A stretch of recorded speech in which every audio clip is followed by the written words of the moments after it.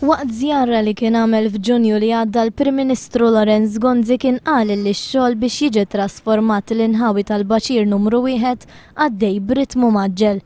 Ftit inqas minn xarejn wara żorna n-naħa ta' Bormla u hemmhekk rajna trab, ħmiġ, toroq maqluwajn u rwejjaħ ta' dranaġġ. Residenti u nies tan-negozju li tkellmu magħna qalu li dawn huma l-problemi li qed ikollhom iħabbtu wiċċhom magħhom ta' kuljum. Kemm it-turistu, kemm dak li qiegħed joqgħod hawnhekk. L-inkonvenjent huwa kbir, ma naħsibx li kellna għalfejn niftħu kullum kien u naħseb issa qegħdin naħsbu għall-ewwel xita u se nispiċċaw naħseb jiena b'xi diżastru. Kellna l-bankijiet hemmhekk għalawhomna, laqas għandna fejn noqogħdu fil-għaxija. Fi żmien fejn suppost ix-xogħol bħalissa jinsab għaddej fl-aqwa tiegħu la rajna ħaddiema wisq anqas inġenji jaħdmu.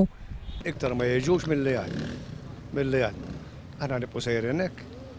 Dak li qalu residenti kien ikkonfermat minn uħud mill-ħaddiema li dalodu sebħu jżarmaw uħud mill-apparat u dan wara li ġew informati mill-kuntratturi li x-xogħol tagħhom ġie terminat. Ħafna u inna ma nitħallsut minn ġimgħat. Issa ġejna jiġifieri biex ngħidulu meta ħajtina l-flus, kull darba jgħaddina biżmien. Wara diversi xogħol li aħna hawnhekk naħdmu, inna beda l-proġett minn Jannar. Dal-aħħar jidher li kien hawn xi intoppi dwar xi pagamenti. Minna ħajder li huwa vordieri tad-dipartimenti immaġinu huma tal-gvern, xejna ma nitħallsu hawnhekk pagi fuq minn ġimgħat. Issa ġejna marfin li ġejna fit-tmiem tal-impjeg mill-bieraħ law. U bqajna f'speċi għadna għaddejjin bla risposti ta' xejn. Waħda mill-kumpaniji responsabbli mix-xogħol ikkonfermatu ma' News li waqfet taħdem minħabba problemi ta' ħlas ta' pagi.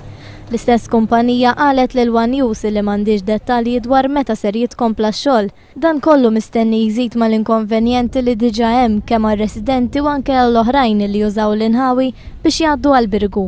Fosthom għall-waterfront li mhux biss hija mekka ta' divertiment iżda porta l-uħud mill-akbar dajjes fid-dinja illi jidħlu Malta l-vaganza.